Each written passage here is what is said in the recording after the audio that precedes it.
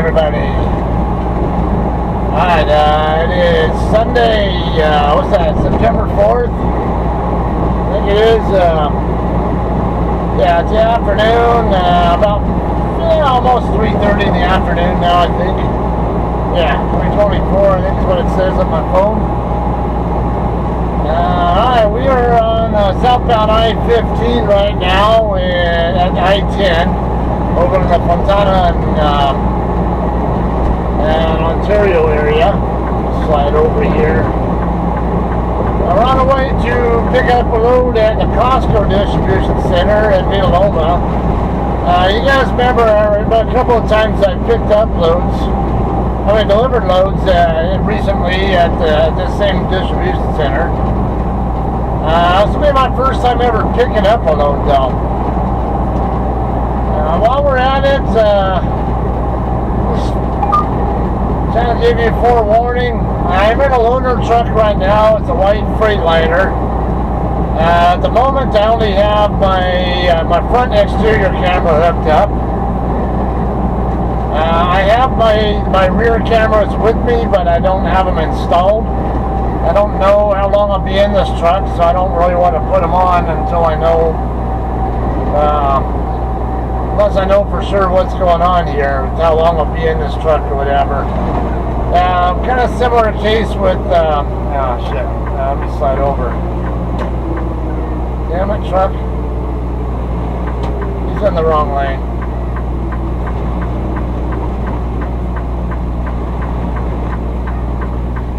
You should be in the middle lane here. There's a car coming too, so there's another problem.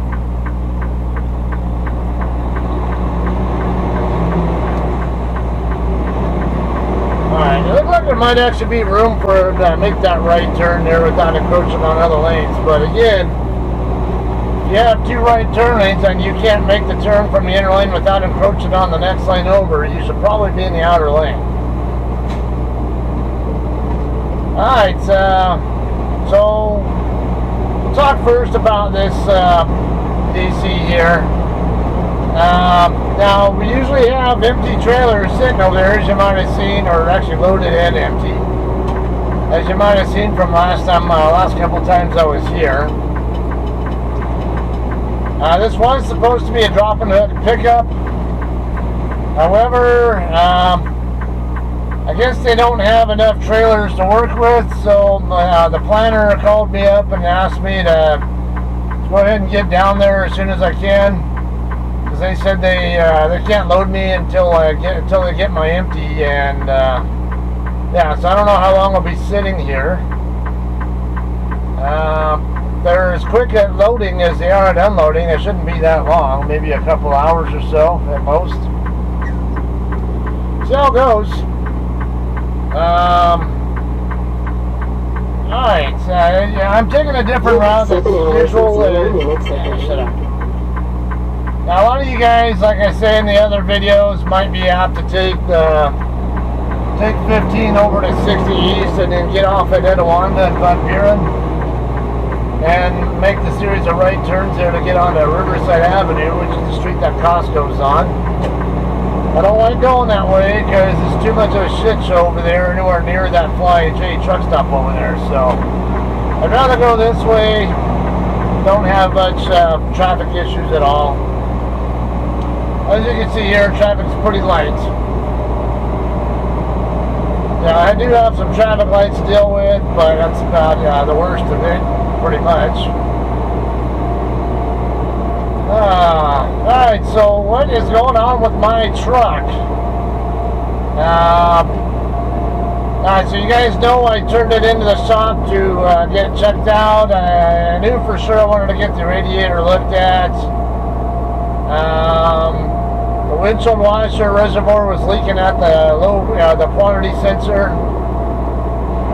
And I wanted to get a PM done as well, and I think there was something else I mentioned as well, but now when they got to it really fast. They started checking it out right away, or practically right away. And the only thing they really found at first, they pressure tested it first, and So the only thing they found was a bad water pump and a hose leaking. So they ended up going ahead and fixing that. But then when they went to check it again, they did another pressure test on it and found out that, yeah, the radiator was indeed leaking, just like I told them. So that's going to be a good probably $3,000 or $4,000 job there. And on top of that, they checked out the check engine light, or actually it was a MIL light, MIL light, a malfunction indicator lamp.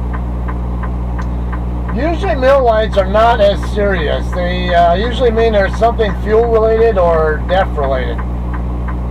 Now, in my experiences, well, in this particular case, turned out the light was on because number 4 cylinder had low compression. Like, oh my God. Yeah, kind of confirmed one of my concerns there. I had a feeling there might have been a problem there with maybe a cylinder or head or something. I wasn't feeling a performance degradation until, pretty much the same day that I turned it in. Yeah, that last leg in there, but, well, actually that last leg before I did my last actual video.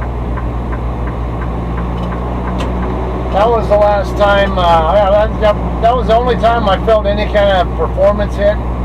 Otherwise, it was, seemed like it was handling just fine on everything. Even heavy loads on uphill grades, it just seemed like it was mostly handling them just like normal. So, there were a couple of spots, I think, at one particular time, but there might have been more than a 6% grade. So, there were a couple of, like over in between Morongo Valley and Yucca Valley, California.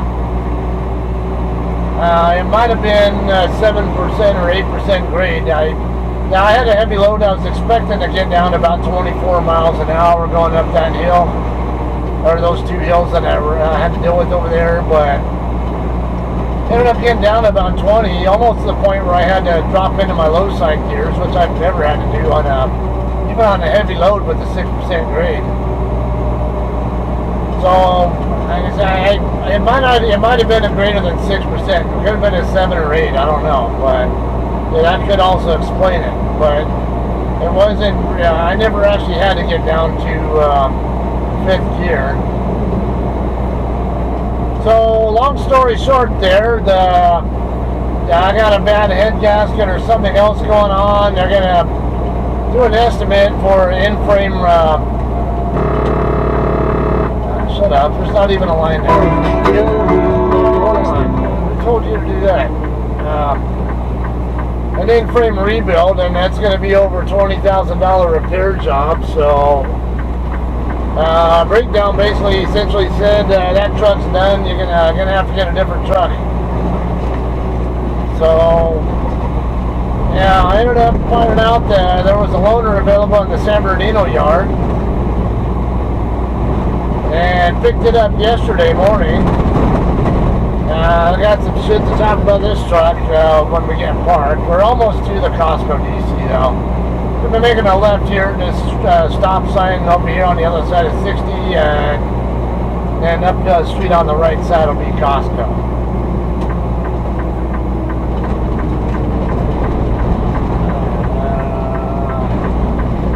Let me see if I can, yeah, there we go. Get some of that crud off the windshield. See, that helps the. Alright.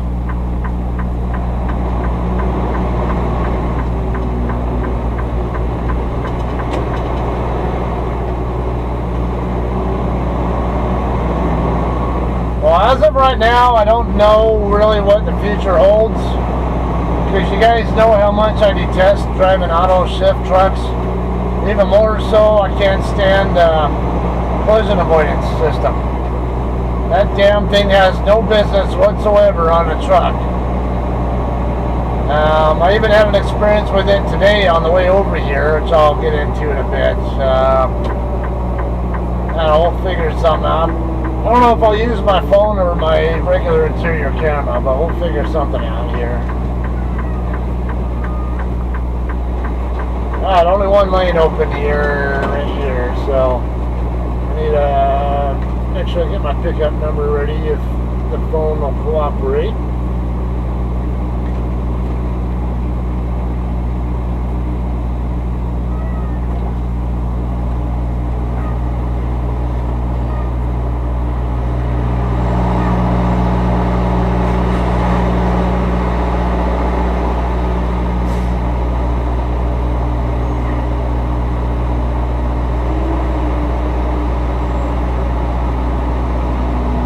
probably got to check in again at the same spot. Or now, usually when I deliver, we go over to the staging area and check in, but I'm checking over here at the shack thing, but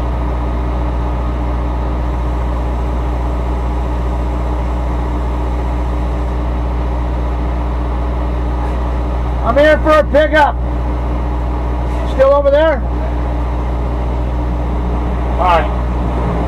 Okay, yeah, the guy's over there. One of the guard shack guys is over there talking. I do see another JCT there parked bobtail, so yeah, I guess we'll still be coming over here.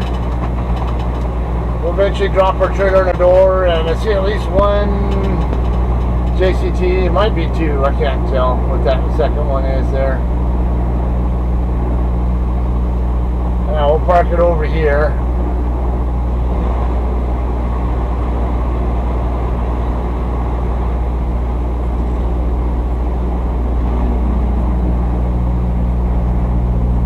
Alright, perfect. Alright, let me get parked. I don't have my camera set up right now, so let me get checked in and we'll figure out what to do from here. Alright guys, checked in here. I'm just going to disconnect from my trailer here. I've already disconnected. I just got to wait on the airbags to drop. I actually do have a pressure gauge on this truck. Good. Raise it back up. Okay, so I guess where they do their loading is in a building that has about 20 dock doors total in it, and I guess because they're repaving the area, only 6 of those doors are available. So he said they are about 4 or 5 hours behind schedule right now, but he also said that they just finished loading one of ours, and he said it would be pretty very likely that they're going to put my trailer in the door right away, very quickly here. Alright guys, so now I finally got this camera hooked up.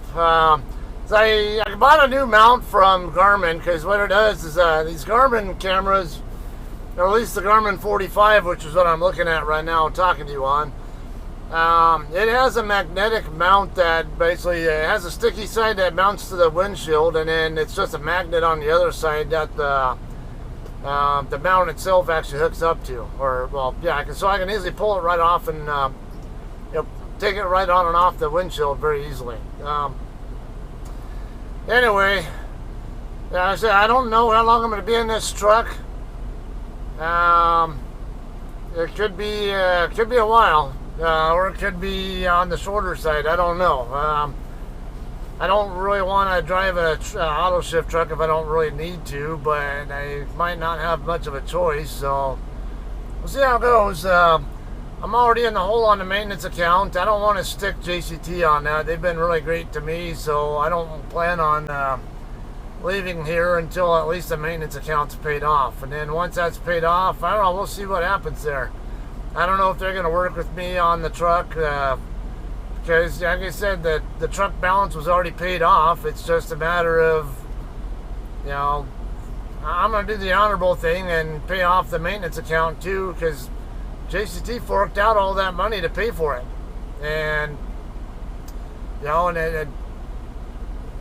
had not had all these issues, I would have had the truck in my name already. So I don't know if they're going to maybe possibly work with me just because the truck's paid off, or if I'm going to have to make other plans.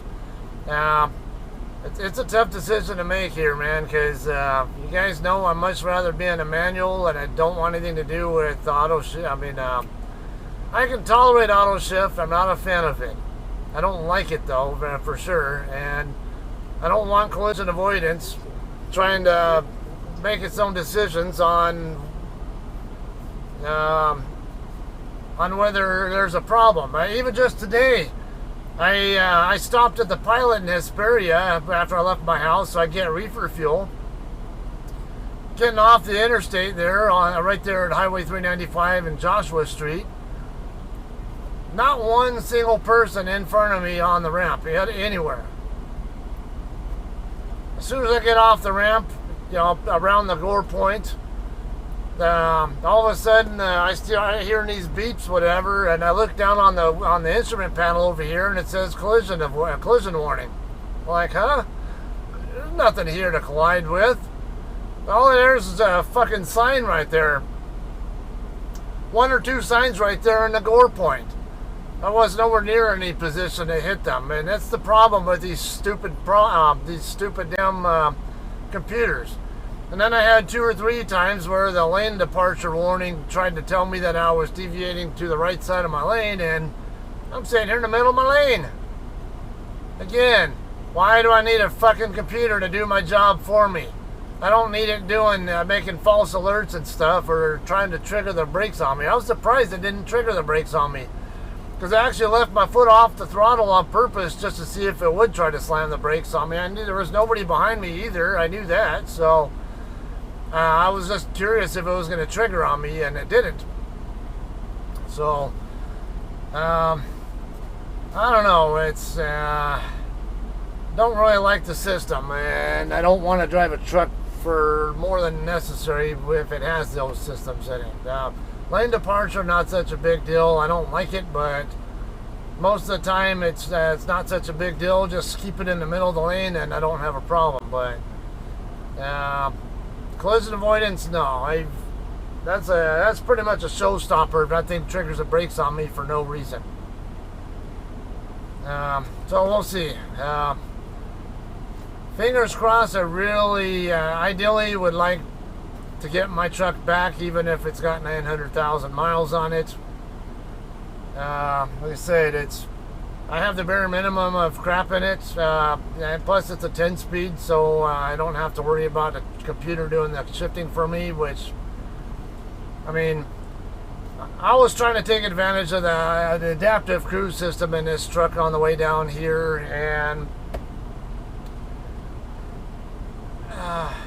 there were a couple of spots where, okay, I'll say it was not bad, but there was a spot down here, actually a couple of spots going down the Cajon Pass, where the system kept reacting too late and overreacting. I had the following distance.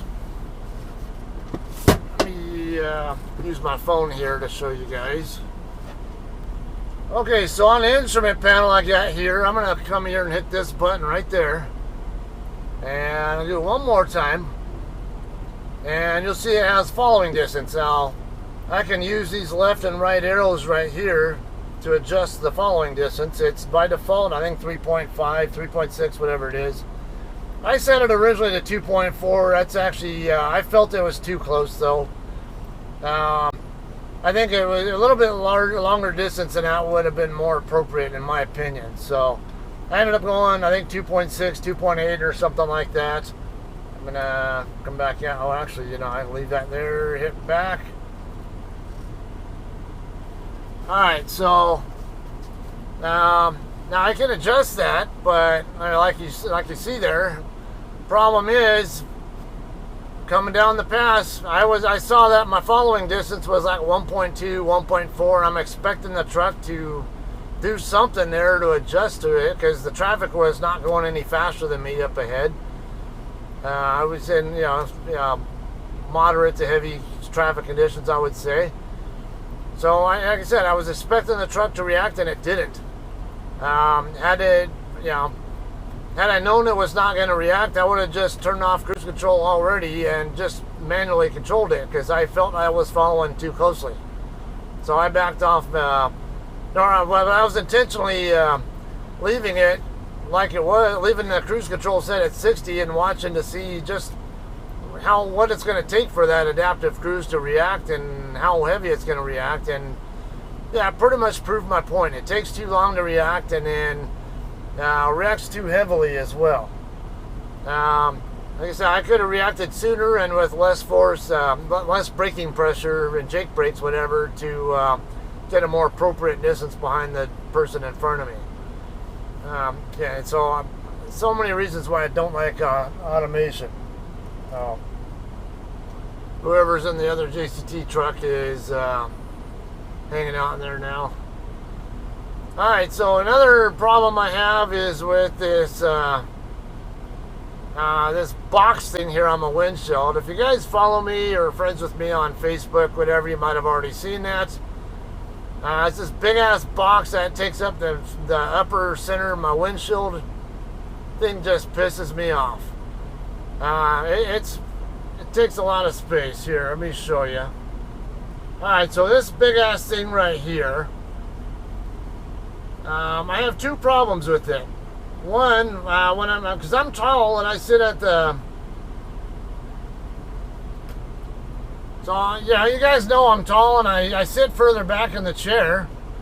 So when I have traffic, when I have intersections where there's a red light or whatever, if it's not the widest intersection in the world, at least in California, the traffic lights are always on the opposite end of the intersection, so they're usually easier to see. But for me, because my seat position and the distance to where the lights are at that are above the lanes, I couldn't see them because the lights sit above the top of my windshield based on where I'm sitting. If I was shorter and sitting lower or whatever and closer to the steering wheel, then I probably would have been able to see the lights. But yeah, and this is kind of a funny thing here. You guys think that it's great to be tall sometimes, but in reality, you get these kind of problems. You know, this truck is not designed for someone my height.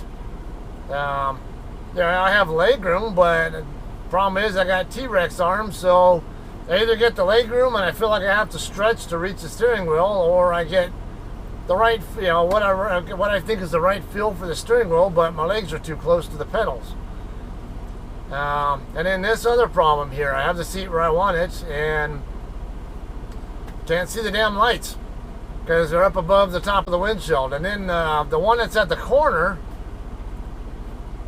if this box weren't in the way, I'd be able to see it. I would have had no problem at all seeing the light at the corner. You know, there was an intersection right by my house on the Squally Road in Victorville.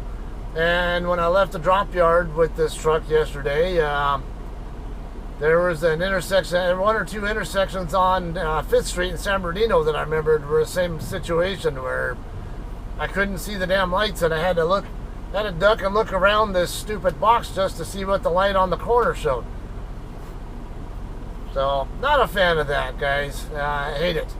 And on top of that, on the way down here, just moseying down the right lane on I-15, got on-ramp traffic. Again, I can't see them completely. I can see them initially, but there's a good chunk of time where they disappear from view because this freaking box blocks my view of them. So again, I have to sit there and duck, move around, whatever, just so I can see around that stupid box, so I can keep a good eye on the on-ramp traffic when now I'm in a spot where I can't look at my mirrors to keep a really good awareness of what the traffic around me is doing. So it gives me a lot of reason to not want to keep this truck, stay in this truck very long, or even lease a truck that's like this, or stay in a truck that's like this very long. This thing is just way too big and gaudy, and it takes up. Something with the monstrous like 8-inch GPS device probably doesn't even have it taking up that much space. Not to mention their GPS usually sit over here on the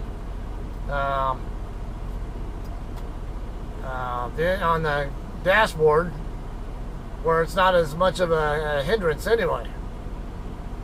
Alright, well, I don't know how long we'll be. My trailer is still sitting over there, so once it gets in the door and gets loaded, they said what they'll do is the loaders will actually put a seal on it, and they said when it is ready to go, come back over here, take a picture of the seal, and take a picture of the temperature, the reefer temperature, and then go check back in over there check back out at the office there, and they'll get me going here.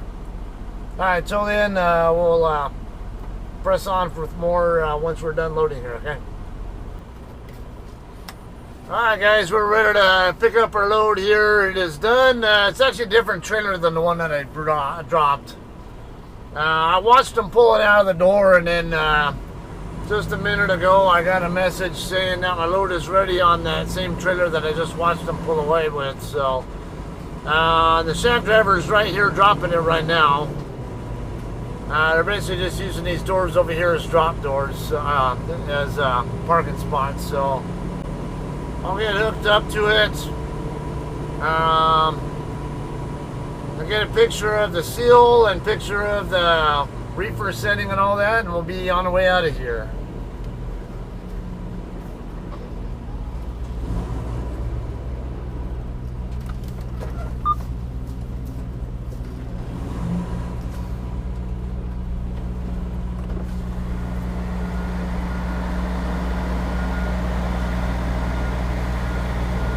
Set a little bit high.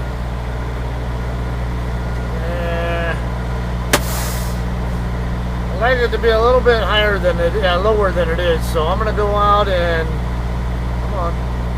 not getting much help from this touchscreen. Yeah, drop the front of the trailer before I hook up. All right, now let's hook up. Another JCT just showed up here a minute ago. Come on, you gonna back in or not? How fucking hard do I have to hit this damn gas pedal to get this fucking truck to react? Holy shit, man. And you wonder why I hate auto shift. Alright guys, we're ready to roll here. Load's only just a hair under 31,000 pounds. Yeah, load gauge suggests it's not that heavy either.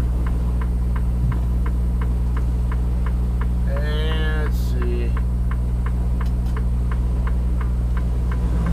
Fucking I'll go around, I guess. So I have an easier time. I don't want to get yelled at for going the wrong way through here or some crap, so. Alright, 4629. Looks like they're done. They're ready to pick theirs up too.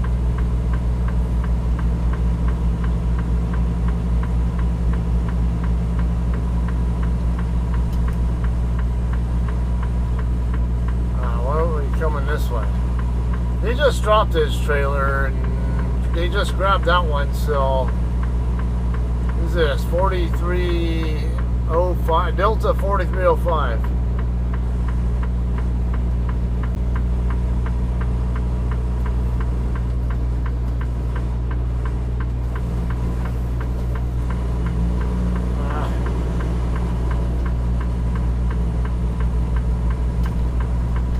Yeah, it's definitely weird coming here and not seeing anybody but just a few trucks that are picking up loads. I'm so used to there being a lot of trucks here that are all delivering. Alright, so here's 31,000 pounds. I don't even know what I'm hauling. Grapes and oranges, apparently. So, alright.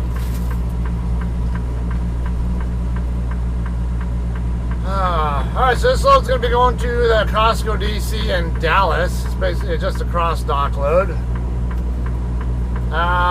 Reefer is supposed to be set at 35. I noticed it doesn't want to go below 39.9 and 40.1, whatever. So I just went ahead and dropped the set temp down 1 degree, and we'll see how it goes. She says that they usually won't let you leave if it's not below 40 degrees. So we'll see how it goes. Oh, it's the outer lane. Lane B's got an X on it, so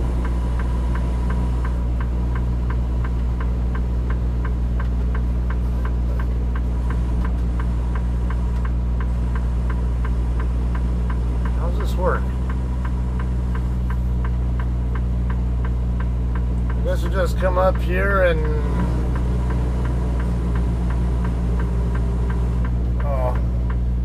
that's the guard right there, I guess.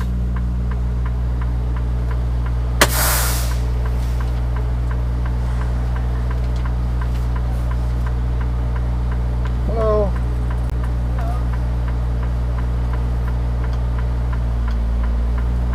Pull forward, stop, and check the seal. Okay.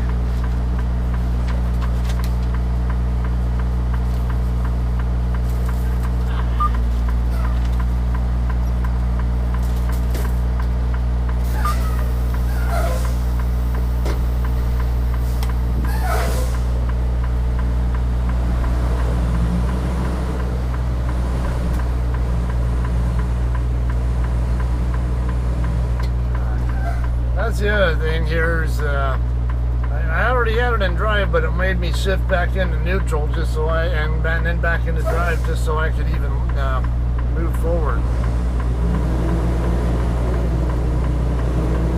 I'll pull up here and then send my departure info and we'll be out of here.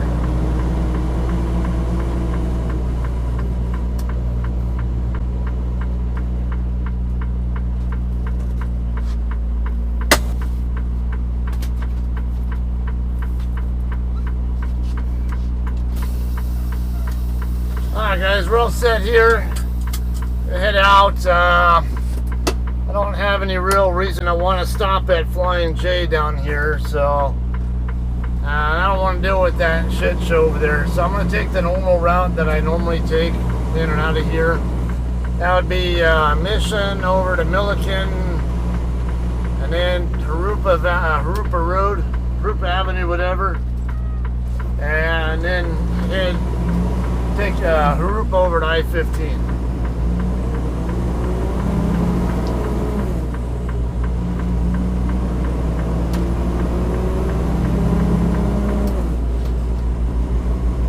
Well, I was going to move over until that pickup decided to do it instead.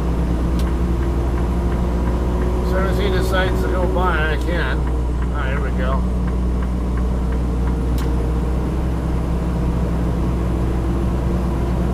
Alright, so not bad at all. It's only 17:15 right now. I got here at, what, 15:30-ish or something like that. So, not even 2 hours total time here. So really, I can't complain. I mean, it would have been nice to have a drop hook and have it ready to go earlier, but I understand things are going on there, so it is what it is. Let's make this turn before Walmart shows up at the intersection. There we go. All right.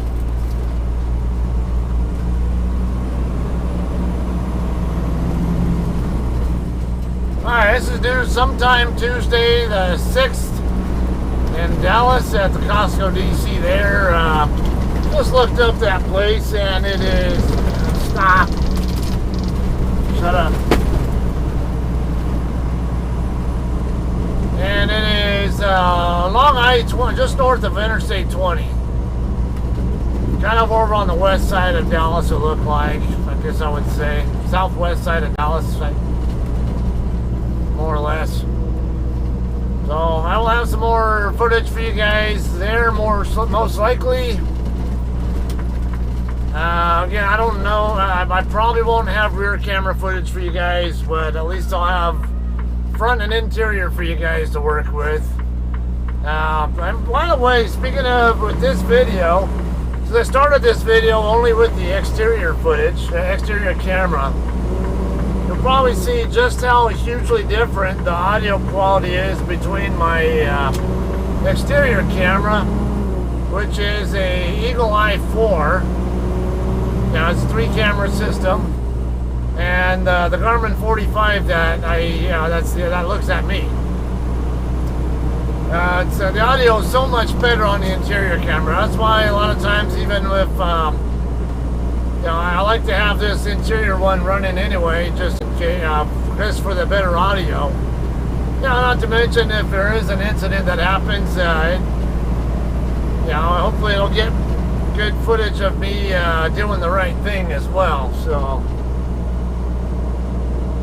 anyway, it's as long as it's me controlling that information, I don't have a problem with that.